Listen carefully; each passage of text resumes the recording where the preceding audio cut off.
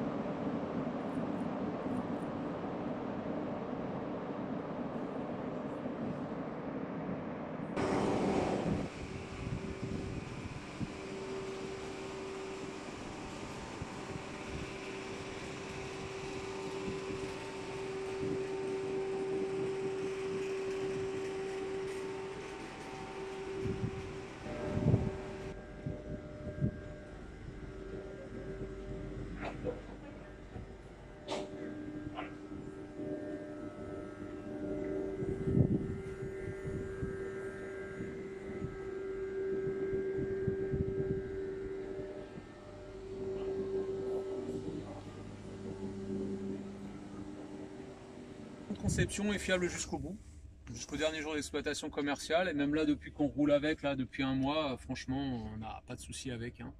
Voilà. Comme sur toutes les rames, vous allez retrouver un frein pneumatique ici, toute la partie pneumatique va être là. Pour freiner un train, en fait, on va commencer par alimenter une grosse conduite d'air à 5 bars, et on va faire un trou dedans. En faisant un trou dedans, ça va provoquer le serrage des freins via un dispositif et distributeur, tout ça. Vous avez ici tout un boîtier où quand c'est tout sombre, c'est bien.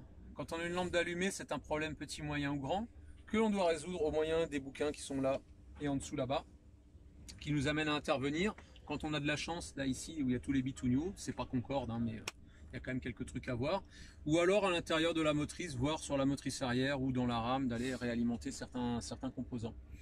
Le contrôle de vitesse ici, contrôle de vitesse par balise, qui est sur tous les engins de la SNCF, même pas à grande vitesse. En fait, via la lecture des balises que vous voyez là un petit peu plus loin dans la voie, il sait à quelle vitesse maximum on peut rouler sur la section de ligne pour le matériel, et si on doit ralentir, ça lui est indiqué. Si on ne réagit pas suffisamment, on va avoir des bips d'attention, et si on n'accentue pas notre freinage, ça va nous prendre en charge et nous arrêter. Au-delà de 220 km/h, on ne peut plus vraiment observer la signalisation au sol. Donc on va tout avoir ici dans le bac à glaçons. Vous avez vu sur l'expo le bac à glaçons, c'est ça. Voilà. Des indications ici qui vont être des taux de vitesse. Dès qu'on rentre sur LGV, jusqu'à ce qu'on en sorte, on a des taux de vitesse. 300, 270, 220, 160, 80, 0, rouge, qui nous donnent à nous des indications de vitesse à ne pas dépasser ou auxquelles on doit se conformer. Voilà. Il faut savoir que c'est... il y a un petit complément avec des indications ponctuelles. Lorsqu'on roule sur ligne à grande vitesse, on est sous 25 000 volts, 50 Hz. Les sous-stations ne sont pas forcément en phase. Donc on franchit une section neutre disjoncteur ouvert. Mais pour nous dire à 300 à l'heure qu'on arrive dessus, on a une lampe qui s'allume. 1024 mètres avant. 1024 mètres à 312 secondes, ça nous donne le temps de réagir, hein, sans trop de difficultés quand même. Et lorsqu'on a passé cette section neutre, la lampe s'éteint et on peut refermer le disjoncteur et tractionner normalement. Vous avez l'indicateur de vitesse qui était avant l'indicateur à bande comme sur les GS pour ceux qui ont connu les Citroën, choses comme ça, hein, un petit truc à tambour, ça fonctionnait pareil. Vous aviez ça sur plein de matériel, hein. C'était un appareil courant et maintenant c'est remplacé par ces indicateurs numériques. Ici, une vitesse imposée, c'est en fait un régulateur de vitesse qui fonctionne très bien depuis 50 ans. Ça, il n'y avait pas ça sur les GS. Mais hein, il n'y avait pas l'option. Il n'y avait même pas l'option, non, d'ailleurs ça n'existait pas. Et franchement, ça marchait bien. En fait, on sélectionnait ici, via la plage VI, vitesse imposée, l'aiguille se mettait, si je mettais 200, je tractionnais et ça dépassait pas le 200. Hein. C'était super fiable, hein. Franchement, ça marchait aussi bien que sur la voiture maintenant, sauf que c'était il y a 50 ans en gros. Hein. C'était un des premiers matériels équipés avec les BB 15000 qui étaient sur l'Est. Vous avez peut-être vu en gare de l'Est, qui sont maintenant encore les dernières à Saint-Lazare. Non, non.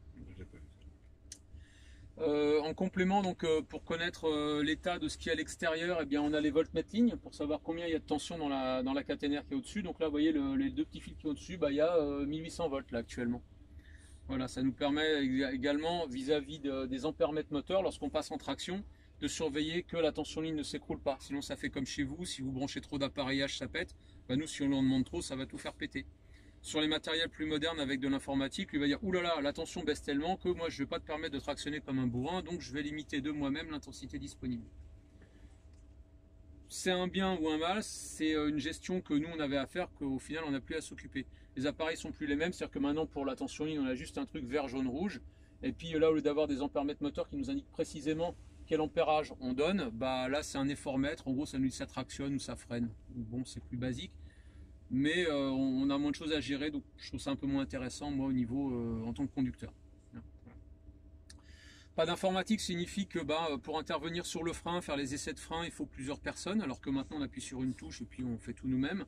Donc on était amené à isoler ou remettre en service certains appareillages. La gestion de la fermeture des portes, ça c'est dans toutes les gares, partout, c'est nous qui décidons de quel côté on veut ouvrir ou de quel côté on veut bloquer les portes. Le contrôleur, lui, en gare, il est juste chargé de la fermeture des portes avant le départ. Mais c'est nous qui disons, je veux que ça s'ouvre côté droit ou côté gauche. Ou si on arrête en pleine voie, je ne veux rien ouvrir du tout. Et en dessous, on avait ici, il y a deux convertisseurs pour alimenter la climatisation, le bar, les prises de 120 volts, les choses comme ça. Lorsqu'on a une panne, on peut secourir cette demi-rame en fait via le premier convertisseur. Donc tout alimenter. Mais lorsqu'on change de tension, qu'on en fait comme deux demi-rames, il est possible qu'on perde une partie de la clim, que le bar soit plus alimenté. Le plus gênant, c'est vraiment la clim. Hein, si vous allez, vous faites Nîmes-Perpignan un jour de canicule sans clim, c'est pas possible.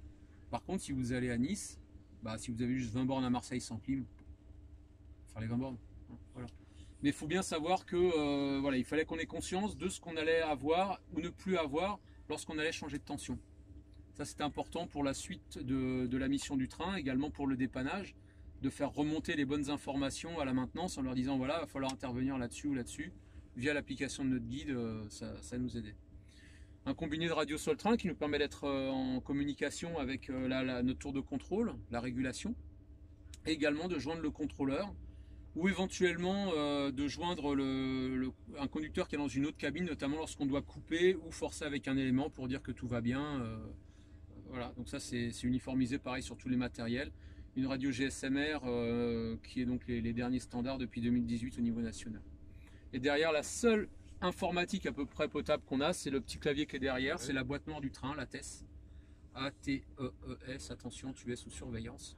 En fait, ça enregistre tous les éléments de bord, c'est une boîte noire, mais c'est pas un Boeing, hein, donc il y a moins d'éléments, mais en gros ça vous dit si vous tractionnez, si vous freinez, si vous avez sifflé, si vous utilisez la VI, voilà, les choses comme ça, l'utilisation du frein. Tout est enregistré, ça permet lorsqu'il y a des soucis, des accidents de personnes, des choses comme ça, pour l'enquête, de savoir ce qui a été fait, ce qui n'a pas été fait, et si le conducteur est clean ou pas. Voilà. Un matériel super fiable, jusqu'au bout, 10 ans de Sud-Est pour moi et une grosse panne. Bon, voilà, si ma voiture tombe en panne une fois tous les 10 ans, on me dit tout chine. Ah oui. Voilà. Et franchement, voilà, moi, un matériel que je vais regretter parce que j'aimais bien travailler dessus. Ça demandait une certaine finesse de conduite par les composants eux-mêmes, parce que même la chaîne de traction, si elle était améliorée, celle-là, comme c'était la base, il y avait, fallait un petit peu plus de doigté, on va dire, que sur des rames récentes. ce qui se comprend aussi, hein, si vous roulez avec une 404 ou si vous roulez avec la dernière 5008, bah, c'est pareil, hein, c'est pas la même chose. Bah là c'était la même chose, voilà, c'était nos grands-mères et ça passait bien, hein, franchement on aimait bien, hein, je pense que beaucoup dans ceux qui avons pensé aux hommages à ces rames là, on regrette qu'elles partent. On regrette qu'elles partent.